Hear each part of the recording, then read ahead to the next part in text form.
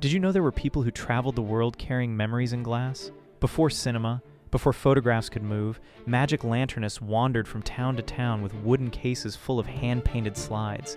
They'd darken a room, strike a flame, and suddenly a story bloomed across the wall.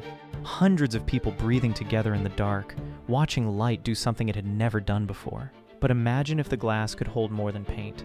Imagine if a lanternist discovered that certain slides, made with impossible precision, didn't just show a moment, they kept it alive, warm, the way a room smells right before someone you love walks in. And so they stopped being entertainers. They became custodians, traveling not with stories but with the actual weight of what people had lost. A mother's last afternoon, a village before the flood, a voice no one could quite remember anymore. You'd send for the lanternist the way you'd send for a doctor.